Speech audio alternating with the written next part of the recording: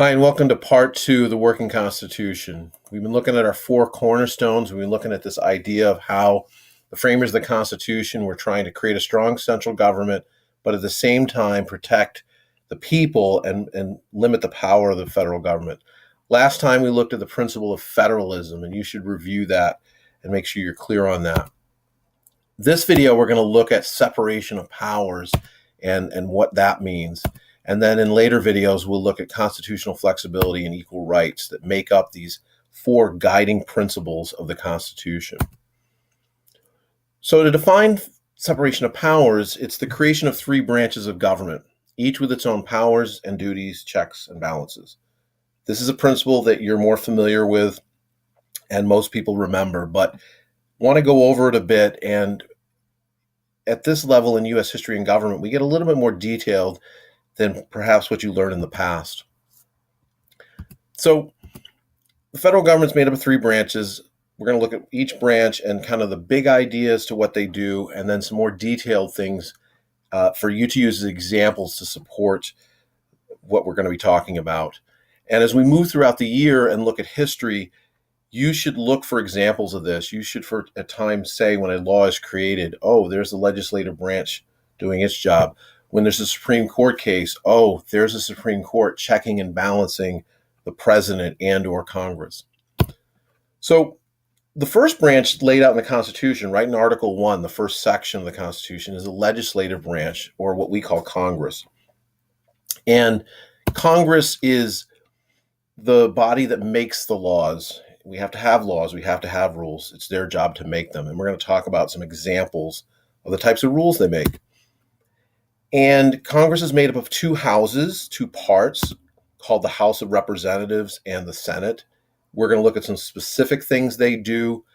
But as we look at some of the specific things that all of Congress does, understand that both houses have to approve these things. And we'll talk about why that's important in a minute here. So a few examples here. Congress makes laws that create taxes and collect the taxes. Congress can borrow money from private investors. It's Congress that can create what we call savings bonds, where they basically borrow money from private citizens. The government regulates foreign and interstate commerce through Congress. Congress makes laws that control trade with foreign nations as well as between the various states. It's Congress that coins and prints our money, and that's why you see the United States on there. That's why you don't see money made by various states. Makes things really simple for us.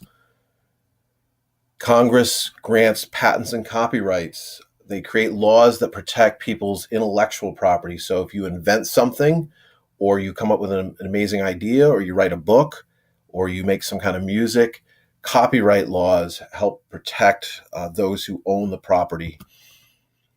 Naturalization and bankruptcy laws are also created by Congress. We're talking about laws dealing with immigration. We're talking about laws that protect people if they're having trouble with their business.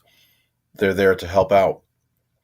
It's Congress that can declare war, and we're going to look at a number of wars this year, and we're going to look at how Congress would declare war and how while presidents can run the armed services, it's Congress that declares war, and we'll look at examples of that.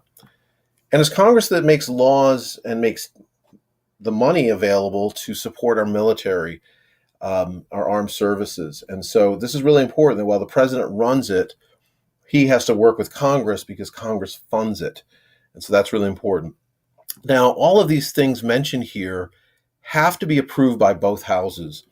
And this is really important because if you remember when we looked at the creation of the Constitution, there was a big debate over whether we should have proportional representation versus equal representation.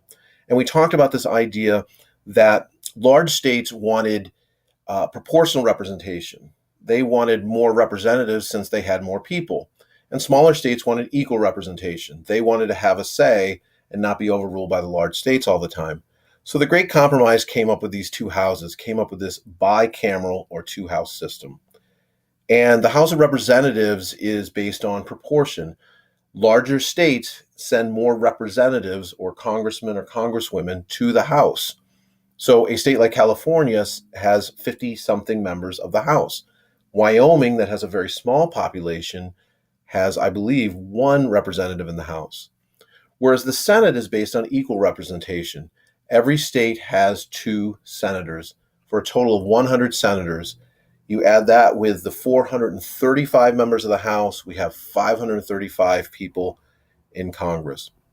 Now, besides the fact that you can't collect taxes, levy taxes, make money available for the military without approval from both houses, there are a couple things that only one house does over the other. So they kind of create a system where the houses even check each other.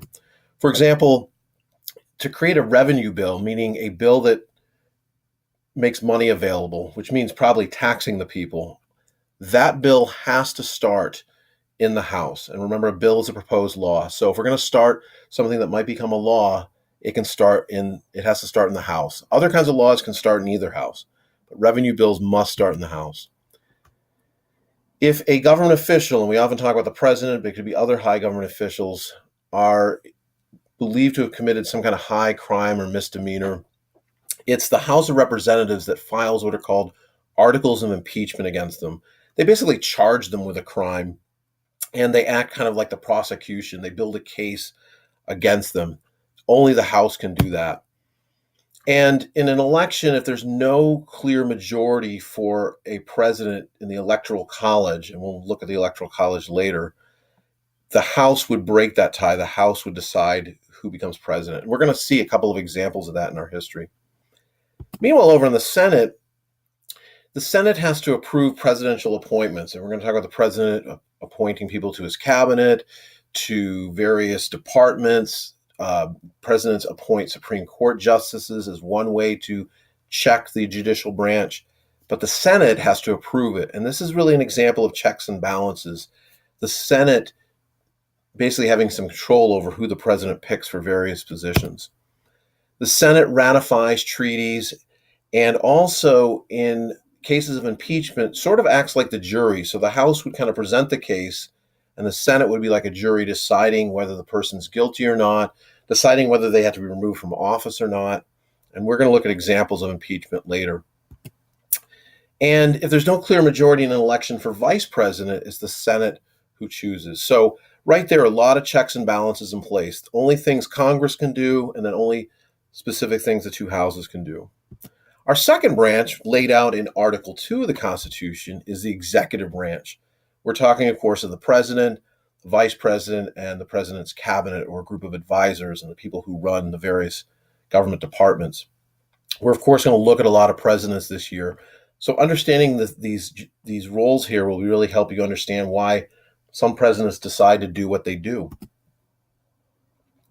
So what is the president really doing? The executive branch enforces our laws. We make rules, but then we got to make sure they're being followed. And so the president wears kind of many hats, or has many jobs. He's commander-in-chief of the armed forces.